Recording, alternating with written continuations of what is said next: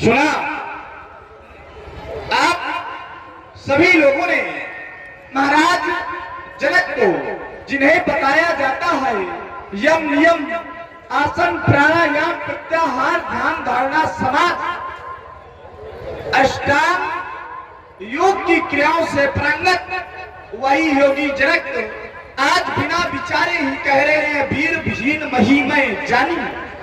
अरे हमने तो सुना था इस मिथिला में ज्ञान की चर्चाएं होती हैं, मिथिला वेदांत की पाठशाला है, यहाँ पर याज्ञवल्क्य जैसे महर्षि गार्गी जैसी विदुषी महिलाएं रहती हैं। और भैया जब मैं एक ज्ञानी राजा के वचनों को सुनता हूँ, जब उनके द्वारा कहा जाता है वीर विहीन महिमय जानी, तो मैं विचार करने में विवश हो जाता हूँ। क्या यही है मिथिला का ज्ञान?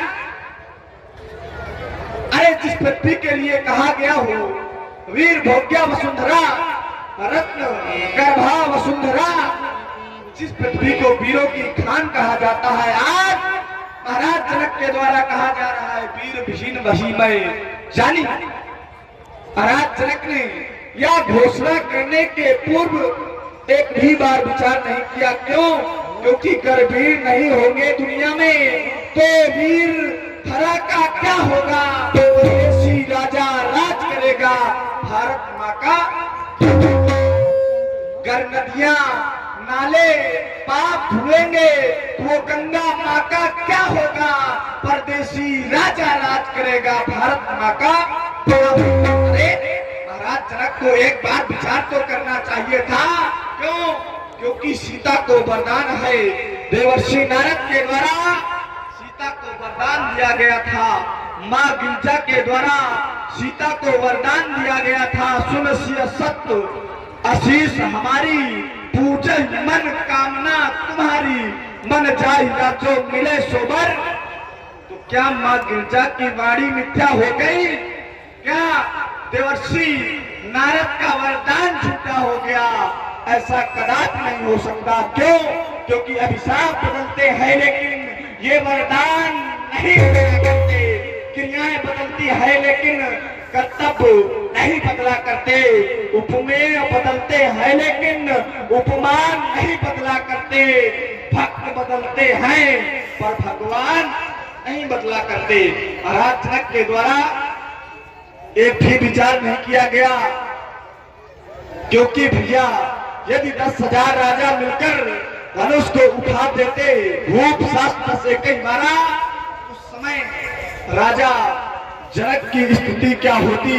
अरे रघुवंशियों में से कोई एक भी बैठा हो तो ऐसी अनुचित बाणी सहन नहीं होगी, क्योंकि सच्चे योद्धा सच्चे क्षत्रिय अपमान नहीं सह सकते हैं। जिनमें सुनने की ताकत न हो वो चुप कैसे रह सकते हैं? रघुवीर राम जी के होते अनुचित बाणी कह डाली है, वह सत्य हृदय में चुभता है पृथ्वी वीरों से। मेरा विचार तो ऐसा है, अनहोनी कभी नहीं होगी। जिस दिन भूपर वीर नहीं होंगे उस दिन वसुंधरा। सुनो राम रघुवंश बड़ी रघुनंदन रघुवीर, उन अपमानों ने किया मुझको। अरे मेरा स्वभाव तो ऐसा है, तौहीन न मुझे गम आ रहा है कृपा गुरु के चरणों की, ये बड़ा प्रताप। हमारे भैया शिवकरण प्रजापति, इनके द्वारा 21 पुष्पोद्राएं श्री लखनलाल जी के चरणों में सादर भेंट है। बहुत बहुत साधुवाद। अभिमान त्याग कर कहता हूँ आदेश आपका पाऊं मैं, ये सारा ब्रह्मांड उठाऊं मैं, फिर कच्चे घरे समान से पल भर में फाड़ डालूं, क्या बरसाती मूली की तरह चुटकी में डोल डालूं। दोस्तों को भावी कहकर आगे नहीं मुन्ना तिवारी, जो इचौली नायकपुरवा में जिनका कर्म क्षेत्र रहा, अटघाट के रहने वाले वर्तमान बाना रहते हैं। 100 रुपए लक्ष्मण की वीरवाणी का प्रदान हुए।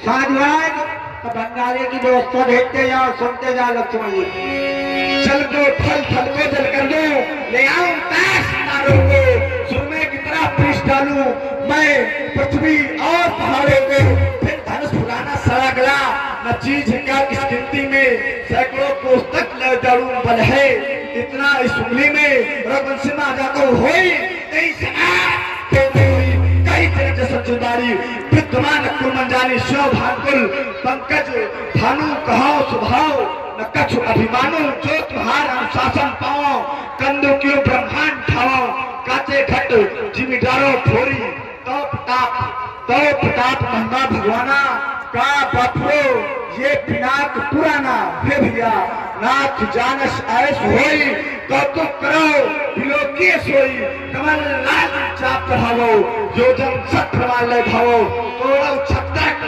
ये दंड जिमी तो नाथ जो न करो प्रभुपद शपथ कर न धरो धर्मभार कर न धरो राम किशोर जी जो छतरपुर जिला में मनवाड़ा गांव पड़ता है।